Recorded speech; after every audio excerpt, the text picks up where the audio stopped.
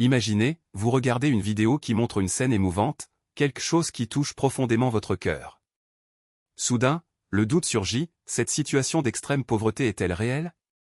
Cette femme, aux yeux pleins d'espoir et de désespoir, a-t-elle vraiment besoin d'aide? Ou s'agira-t-il simplement d'un acte de plus pour déplacer les gens et obtenir des dons? La vérité est que lorsque nous sommes confrontés à des histoires comme celle-ci, notre premier réflexe est d'y croire. Après tout, qui aurait le courage de prétendre avoir un si grand besoin? Mais la réalité n'est pas toujours ce qu'elle paraît. Souvent, derrière les images qui nous émeuvent, se cache un cruel jeu d'exploitation. Les personnes en situation de vulnérabilité sont utilisées comme des pions dans un système qui ne profite qu'à quelques-uns, tandis que la misère reste intacte. Et que se passe-t-il lorsque nous découvrons que nous avons été trompés? La déception est immense. Nous avons perdu confiance non seulement dans cette situation spécifique, mais aussi dans tout appel à la solidarité. Nous commençons à remettre en question chaque demande d'aide, chaque histoire de souffrance. Et c'est précisément là que le vrai problème s'aggrave, ceux qui en ont réellement besoin finissent par payer le prix de la méfiance générée par ceux qui ont abusé de la bonne foi des autres. Maintenant, pensez aux traders qui, sans le savoir, se retrouvent impliqués dans ce cycle. Si un commerçant refuse d'aider quelqu'un qui meurt de faim, de peur d'être trompé, il ne se contente pas de lui refuser une assiette de nourriture. Cela renforce un système où règne l'inhumanité. Et si, à l'inverse, il est quelqu'un qui ment, il alimente un schéma qui profite de la douleur des autres. Dans les deux cas, l'éthique est bafouée et la société dans son ensemble y perd. Mais il n'est pas nécessaire qu'il en soit ainsi. Il existe une issue, l'action consciente. Lorsque nous voyons une femme demander de l'aide dans la rue, nous ne devrions pas nous détourner. Il faut la regarder dans les yeux, parler, comprendre son histoire.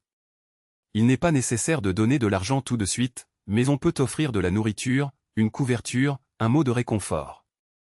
L'important est de ne pas ignorer la souffrance des autres, mais aussi de ne pas agir de manière impulsive, sans remise en question. Et si vous avez encore des doutes sur la manière de procéder, rappelez-vous, la compassion ne doit pas être aveugle. Elle doit être intelligente, critique, mais jamais froide.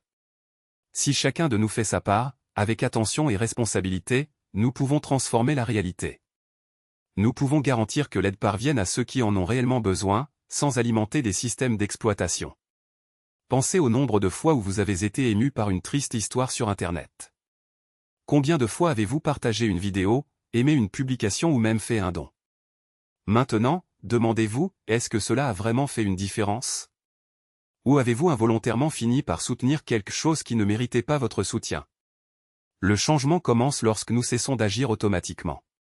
Quand nous mettons de côté la précipitation et la complaisance de voir réellement l'autre. Quand on comprend que la solidarité n'est pas un geste isolé, mais un engagement pour la justice.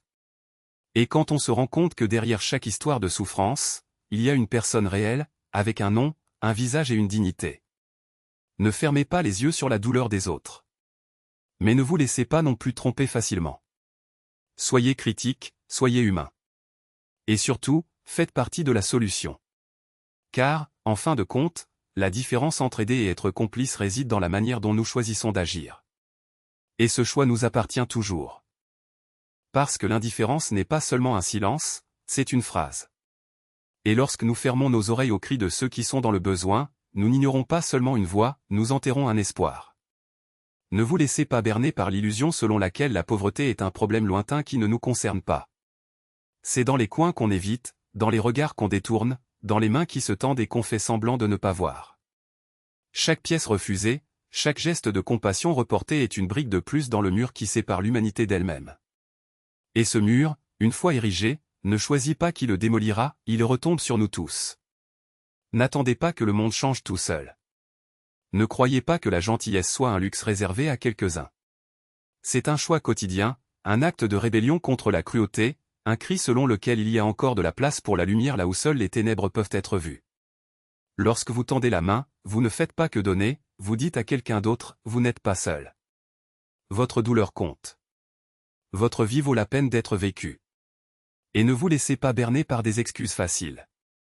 Je ne peux pas aider tout le monde n'est pas une justification, c'est un aveu que nous choisissons de moins aider. Quelqu'un le fera, revient à dire, je ne le ferai pas. Parce que la responsabilité ne se divise pas, elle se multiplie. Chacun de nous est une pièce fondamentale de ce puzzle qu'est l'humanité. Et lorsqu'une partie échoue, l'ensemble du tableau est défiguré. N'attendez pas un miracle. Soyez-vous le miracle. N'attendez pas un héros. Soyez-vous le héros. Car la vérité est simple, le monde ne sera pas sauvé par ceux qui attendent, mais par ceux qui agissent. Et l'action la plus puissante n'est pas celle qui fait du bruit, c'est celle qui transforme les vies en silence. Alors la prochaine fois que vous rencontrerez quelqu'un dans le besoin, ne demandez pas « Pourquoi moi ?» Demandez « Pourquoi pas moi ?» Car en fin de compte, ce ne sont pas les grandes fortunes qui changent le monde, ce sont les petits gestes. Ce ne sont pas des discours enflammés qui sauvent des vies, ce sont des mains tendues.